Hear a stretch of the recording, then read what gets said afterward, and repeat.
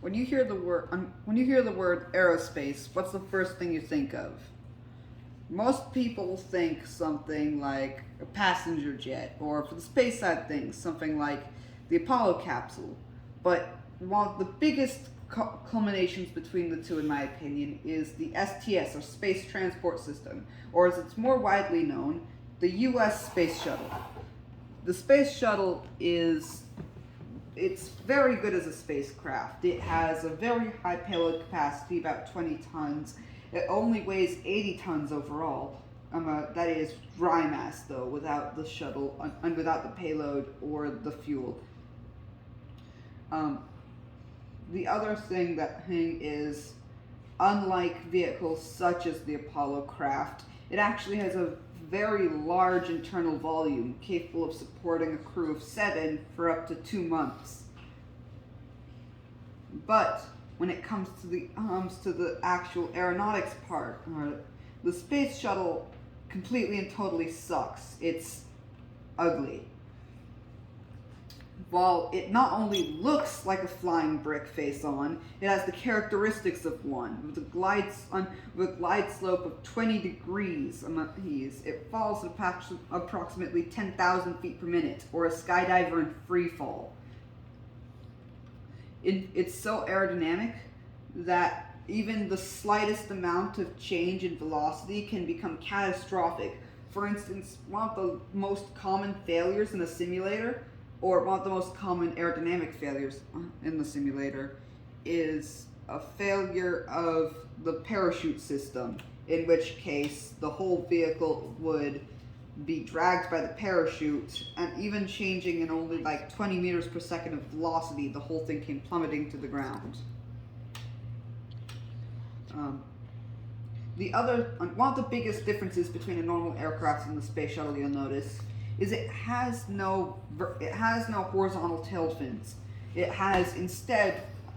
Doesn't have elevators. It doesn't have ailerons. It has what are called elevons. It's a combination between the two flap systems, or not flap systems, flight control systems.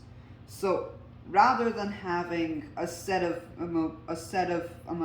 fins designed to control the vertical stability, the vertical direction and the and the roll direction, it has a single set of aerodynamics. It has a single set of control surface. That's the word. That both act independently of each other and at the same time to adjust from a pitch and roll.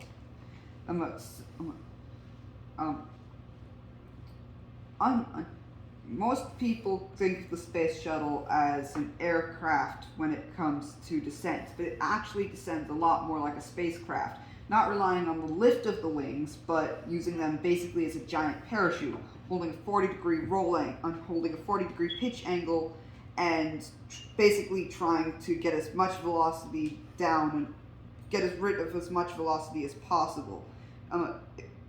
During descent, it can't increase pitch anymore to increase drag. Otherwise, the sheer amount of drag will like disintegrate the whole thing. So, or no, that's not it. Or I remember. Pulling up this farther will change the forward's trajectory. You'll get a smaller trajectory. You'll slow down, but you'll totally miss where you're aiming for.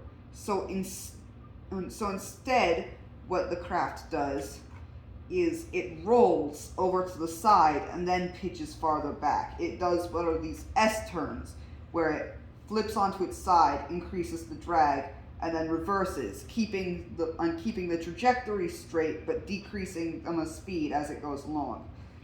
The shuttle itself, it doesn't use a normal heat shield. Usually with a space capsule like the Apollo, you have what's called an ablative heat shield. Rather than the shuttles, which is reusable, an ablative heat shield is disintegrated during re-entry, and through the process of convection, the heat is carried away with the disintegrated layers. But the shuttle, it was a reusable vehicle. It needed to be able to fly again and again and again without spending millions of replacing the heat shield. But I'll get into that in the next part because we're about to run out of video space. See you next time.